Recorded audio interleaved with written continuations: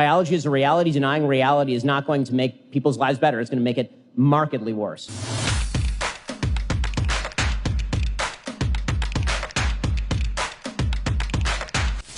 So you were comparing the LGBTQ community to animals that are not humans. And I wanted to ask specifically... No, I was comparing the argument of transgender people to be a thing they are not, to people who also claim to be a thing they are not. That was the argument.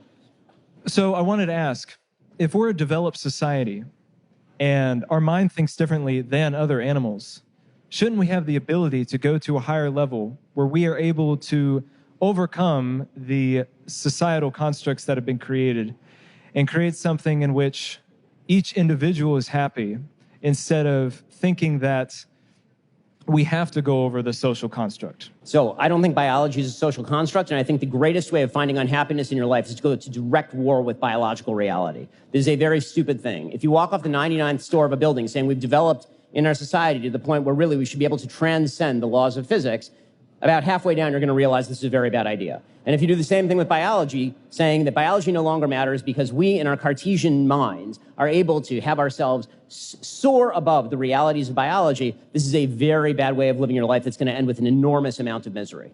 Biology is a reality. Denying reality is not going to make people's lives better. It's going to make it markedly worse. But it's not biology, it's gender. Gender is not biology. Biology and gender are interconnected, and to pretend that they are not is to ignore all available data. I mean, this notion that gender is some sort of free-floating idea out there and that there's no actual differences between men and women except for the fact that men are slightly larger and can carry heavier burdens. And even, by the way, there are members of the more radical LGBT community who even deny that. They suggest that even, which is why they're suggesting that, for example, biological males should be able to play sports with biological females if the men say they are women. To deny that male and female are categories that also have inborn behavioral differences attendant upon them is to ignore the impact of biology. And again, that exists not just in humans. This exists in virtually every mammalian species. Well, you know, these animals don't have...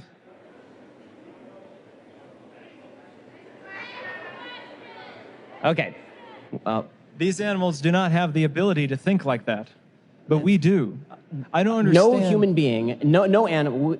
No biological being has the ability to so completely transcend its own biology that you can magically change your biology by suggesting that you are a member of a complete opposite sex. Maybe one day we'll discover an alien creature that can do this, or a non-mammal that can do this or something. But the basic idea that through thought alone you can transcend all biological limits, again, this is just a recipe for disaster, and especially when you're indoctrinating small kids who are innately vulnerable and frankly stupid. I have 3 of them. When you're indoctrinating small kids in these dumb ideas and confusing them, you're really damaging them. Then with children, shouldn't we guide them?